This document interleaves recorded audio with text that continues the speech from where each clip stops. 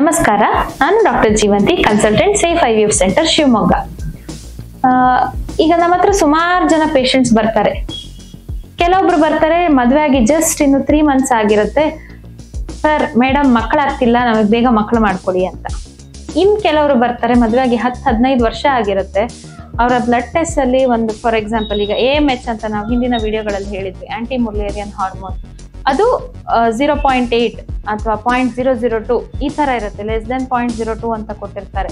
ಅಂದ್ರೆ ಅದರ ಅರ್ಥ ಮೊಟ್ಟೆಗಳ ರಿಸರ್ವ್ ಪೂರ್ತಿ ಕಡಿಮೆ ಆಗೋಗಿದೆ ಅಂತೆ. ಅಥವಾ FSH LH ಅನ್ನೋ ಹಾರ್ಮೋನ್ಸ್ ಟೆಸ್ಟ್ ಮಾಡಿಸಿರ್ತಾರೆ, ಅದರಲ್ಲಿ FSH 36, 40, LH 20 ಈ ತರ 10ಕ್ಕಿಂತ ಜಾಸ್ತಿ ಇರುತ್ತೆ.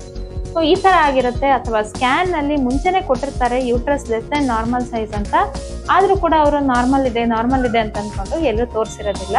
ಹಾಗಾಗಿ ಸರಿಯಾದ ಮಾರ್ಗದರ್ಶನ ಸಿಗ್ತದೆ.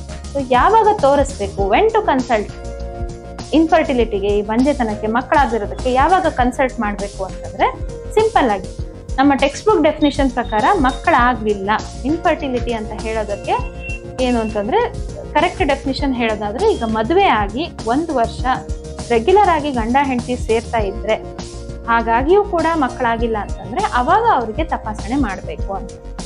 ನಾವು ನಮ್ಮ ಸೆಂಟರ್ ನಲ್ಲಿ ಸಿಂಪಲ್ ಆಗಿ ಇಟ್ಕೊಂಡಿದೀವಿ. ಮದುವೆ ಆಗಿ 1 ವರ್ಷ ಅಂತಂದ್ರೆ ತುಂಬಾ ಬೇಗ ಆಗತ್ತೆ. ಯಾಕಂದ್ರೆ ಈಗಿನ ಹುಡುಗರು ಫಸ್ಟ್ ಆಫ್ ಆಲ್ ಮದುವೆ ಆಗೋದೇ ಲೇಟ್ ಆಗಿರುತ್ತೆ.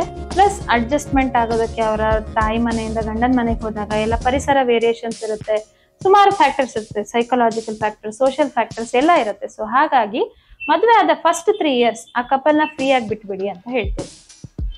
1 year ಆದ್ರೂ ಆಗ್ತಿಲ್ಲ ಅಂತಂದ್ರೆ ಬೇಸಿಕ್ ಆಗಿ ಒಂದು ಸಿಂಪಲ್ ಟೆಸ್ಟ್ ಮಾಡಿಸ್ಕೊಳ್ಳಿ.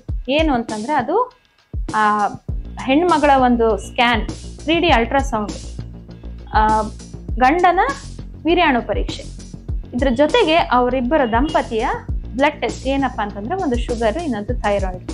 ಇದಿಷ್ಟು ನಾರ್ಮಲ್ ಇತ್ತು ಅಂತಂದ್ರೆ 3 ವರ್ಷದ ತನಕ ಅವ್ರು ಎಲ್ಲೂ ತೋರ್ಸೋದು ಬೇಡ, ಹಾಗೆ ನ್ಯಾಚುರಲಿ ಟ್ರೈ ಮಾಡ್ಬೋದು. 3 ವರ್ಷ ಆಯ್ತು ಆಗ್ತಾ ಇಲ್ಲ, ಇದೆಲ್ಲ ನಾರ್ಮಲ್ ಇದೆ ಅಂತಂದ್ರೆ ಅವಾಗ ನೆಕ್ಸ್ಟ್ 3 ರಿಂದ 5 ವರ್ಷ ಬಂದಾಗ ಎಲ್ಲೋ ಏನೋ ಸಣ್ಣ ಪುಟ್ಟ ಸಮಸ್ಯೆ ಇದೆ, ಅದನ್ನ ಕಂಡುಹಿಡಿಲಿಕ್ಕೆ ಆಗ್ತಾ ಇಲ್ಲ. ಏನಪ್ಪ ನೆಕ್ಸ್ಟ್ ಸ್ಟೆಪ್ ಅಂತ ಅಂದ್ರೆ, ಈಗ ಸ್ಕ್ಯಾನ್ ನಲ್ಲಿ ಗರ್ಭಕೋಶ ಕಾಣುತ್ತೆ, ಅಂಡಾಶಯ ಕಾಣುತ್ತೆ, ಆದ್ರೆ ಟ್ಯೂಬ್ಸ್ ಅಂತ ಏನಿರುತ್ತೆ, ಗರ್ಭನಾಳಗಳು ಅಂತ ಏನಿರುತ್ತೆ, ಇದು ಕಾಣೋದಿಲ್ಲ, ಕಾಣಲೂಬಾರ್ದು. ಸೊ ನೆಕ್ಸ್ಟ್ ಸ್ಟೆಪ್ ಏನಂತಂದ್ರೆ ಟ್ಯೂಬಲ್ ಪೇಟೆನ್ಸಿನ ಚೆಕ್ ಮಾಡೋದು. So 3 to 5 years, more than 3 years ಆಗ್ತಾ ಇಲ್ಲ ಅಂತಂದ್ರೆ ಟ್ಯೂಬ್ಸ್ ಓಪನ್ ಇದೆಯಾ ಇಲ್ವಾ ಅಂತ ಚೆಕ್ ಮಾಡ್ಬೇಕಾಗುತ್ತೆ.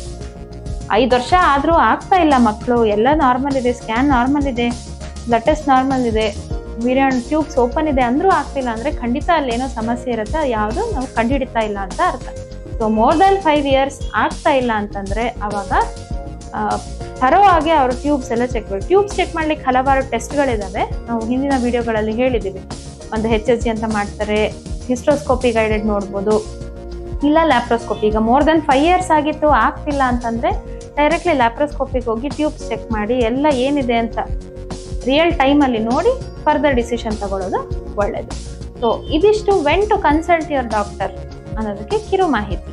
Thank you.